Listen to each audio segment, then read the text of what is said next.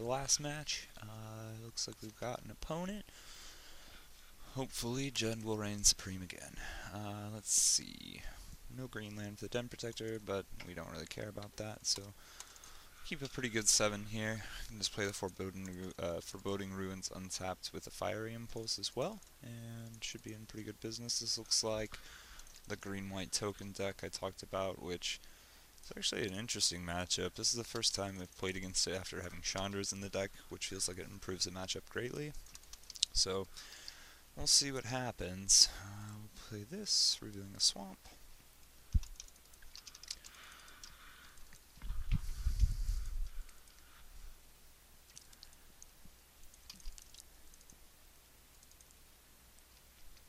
I'm actually not opposed to just killing this too. Like, the deck plays Evolutionary Leap, so like, if we don't kill their creatures, they can just do better things than us. So, hang her back for 1 is fine. I actually just want to play one of the swamps. I revealed a foil, I realized. That was a misplay. That was a foil. Okay, so he's got lands after this, which is great. Forest and a Westvale. So we'll get that out of here.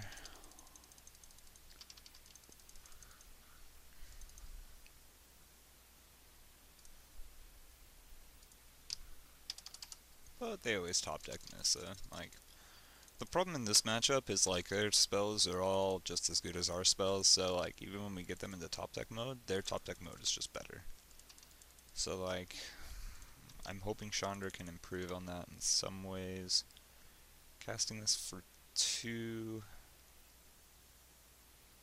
doesn't feel great. It also doesn't feel bad. And we'll just play the Hissing Quagmire tapped.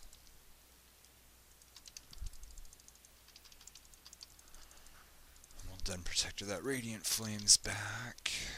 I don't care, I already know you have this forest. You know it's going to be Forest Westvale Abbey at this point. And a Gideon. It's a pretty good one.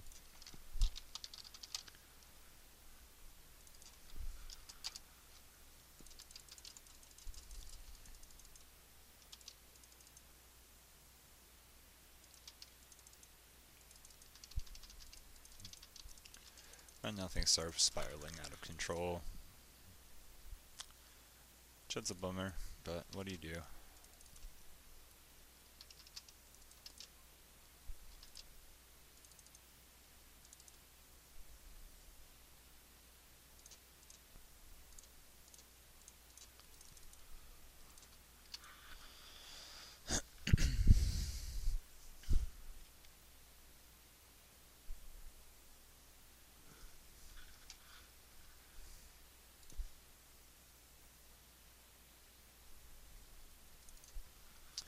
So there's a Westvale Abbey and 1 unknown.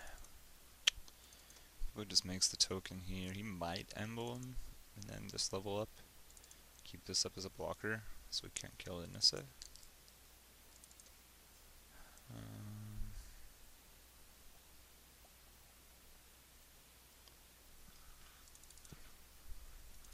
But like, we get to untap and do 2 pretty good things here.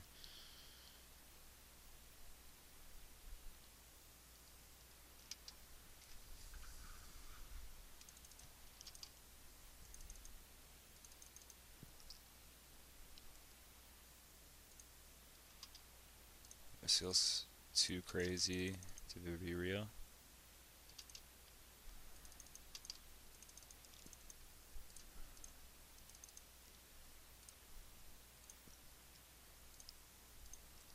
So Megamorph, back at Radiant Flames.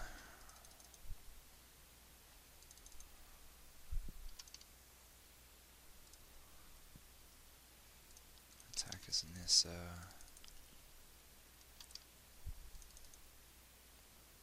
I'll just pass. We've got Spell Mastery, so no matter what, we're in a pretty good spot. He plays the Westvale, so we no longer know his hand.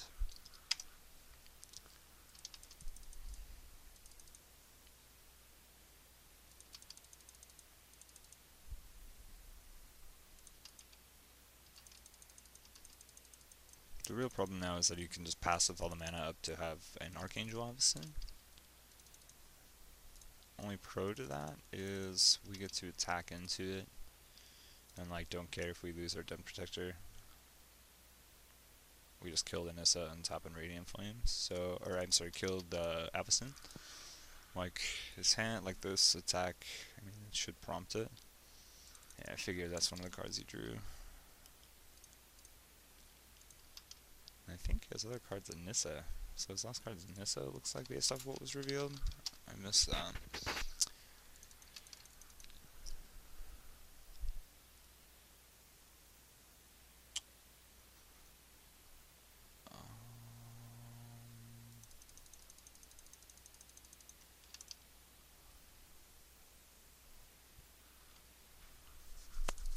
I guess we get the Nissa now.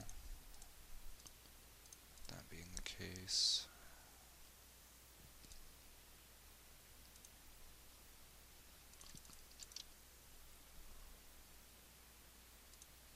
Except for this feels terrible now because we don't have Spell Mastery for the Fiery Impulse, but we only needed to deal 2.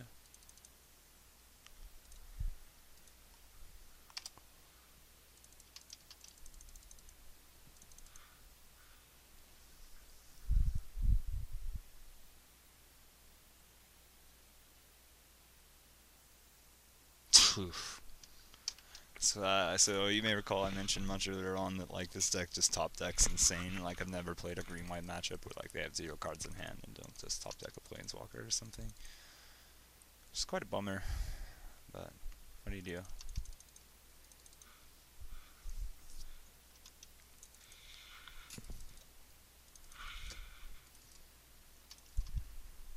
Take a shitload of damage. Let's see if I just want to thin. So that'll turn back on Spell Mastery, at which point we can kill this, give him his 4/4, which kills us on the crackback. Forcing us to block, but then he just activates this Gideon to kill us, so... I mean, that's like literally the best card that our opponent could have possibly drawn. Drives me absolutely nanners when that happens. Oh, so we'll go red, green. I don't even think we show him our line. We just scoop. We know it's an inevitability. This guy hasn't been playing poorly. He's just been drawing well. Like, it's such a bummer. So, crumble to dust, clip wings. Infinite obliterations are insane here. This is Virulent Plague. To the slaughter, this is actually not great. Transgress, stress, stress, stress. Island Chord's bad in this matchup. Ultimate Price gets a little bit worse as this Fiery Impulse. As this Painful Truths. And our 61st card is going to be the 27th land.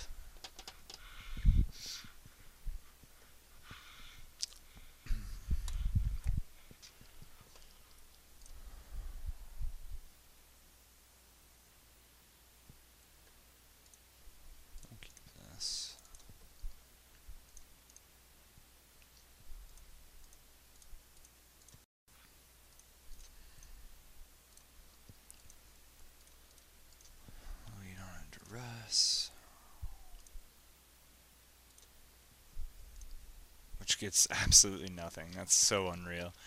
And the reason I say it's unreal is the same thing I've been saying pretty much the whole match. That our opponents will draw very well. I mean, that's just the nature of this deck. It's just designed to draw insane. So, sorry, give me just a second to finish typing this out here, folks. Red, 7 cards, that's good. Okay, so yeah, like our opponent will draw insane, which probably means like the card on top of their deck is like a Nissa. Like, as tragic as that is to say, it's true fact. So, Thriving Inspector will come down. Fortified Village is out.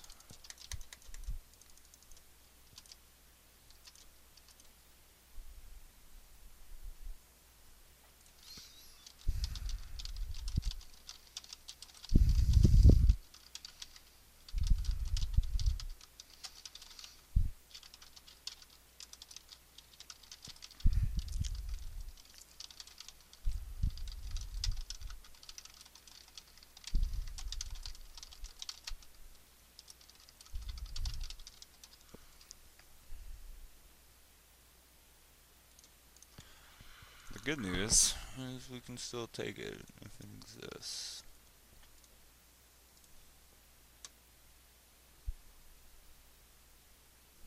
It's just a plains, okay. So now we just don't duress.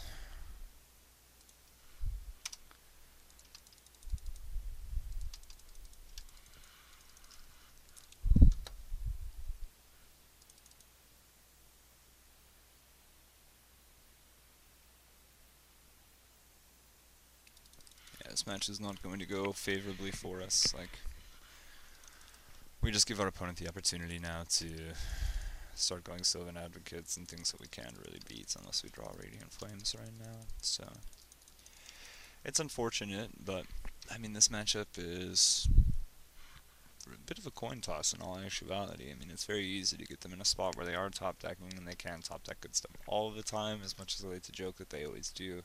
So the fact that they played that Lambhole Pacifist is actually like entirely irrelevant of information here. So we just pass. I hate to just pass here, but what choice do we have, folks? Play Duress to stop this from flipping so he can do nothing on his turn, but like, why Duress when we already know there's nothing there?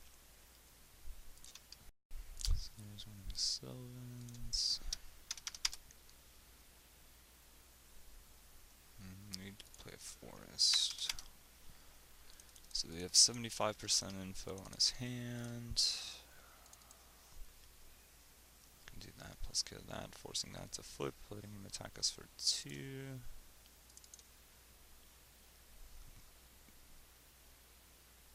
I think now is the time we have to fire this Duress off though.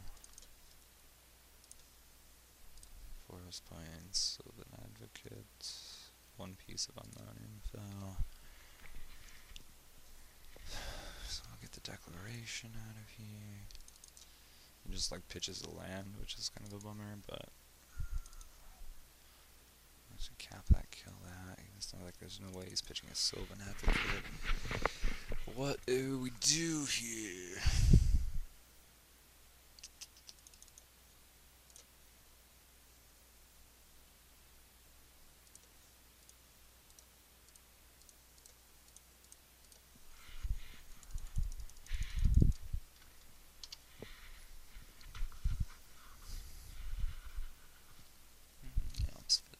To be the one to go. He doesn't have the second white source, so that makes sense. Oath into his Planeswalker, I would presume.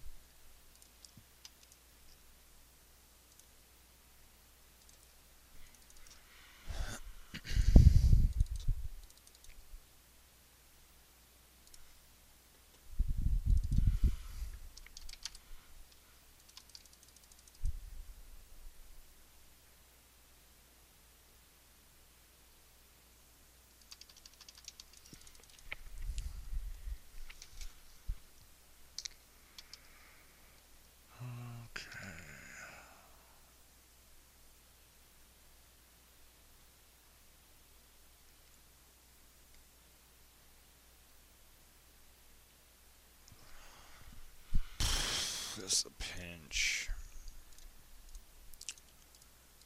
This lets us represent a little more in the form of like a Grasp of Darkness, though I don't think that actually matters. We need to stop this from flipping, and we need to be able to ruin his path. His Gideon that he has. Even then, I don't think it matters, like, there's too much unknown information in hand now. Yeah, we take 2. Jam Gideon. Make it 2/2. Untap.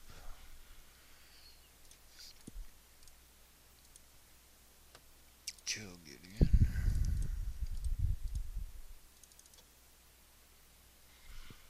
Pass turn.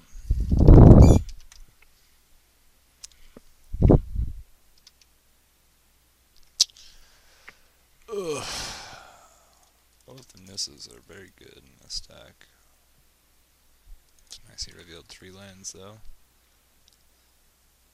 So we know he has Plains is one of the three, and a Sylvan Advocate is one of the three.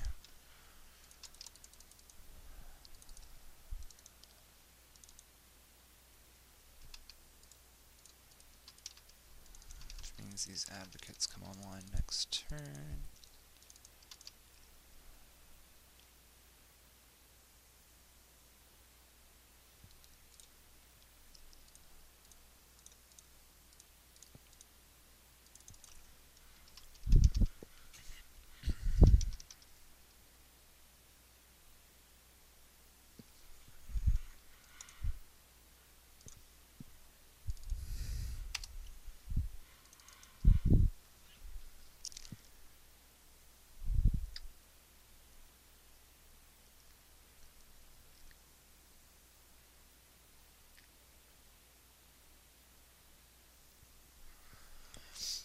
Which means that one's going to have to become a Ruinous Path, and he has to play the other one this turn, which means that Lamhole Pacifist isn't flipping, thank goodness.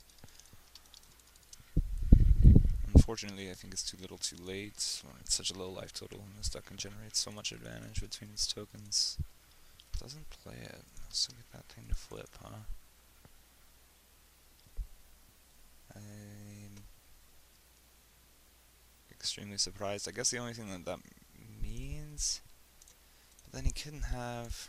Well, I guess he could have Gideon plus Secure the Waste to make this like good for lethal just about, but we get to Ruinous Path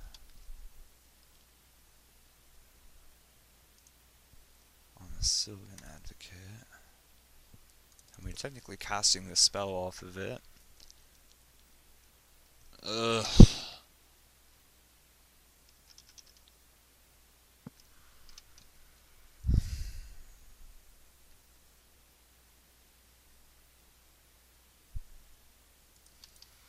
And unfortunately, like, the Languish isn't even good here. Like, we literally are getting nothing out of this because our opponent drew, like, the best card in the format. Like, and it's just so rough when you know that, like, your opponent didn't have this card a moment ago. Like, we have such good information on their hand, knowing they still have a Sylvan Advocate, that, like, sure, we don't have 66% of the information in their hand right now, but for them just to, like, have this copy and, like, into Gideon, like, pretty good on non-info.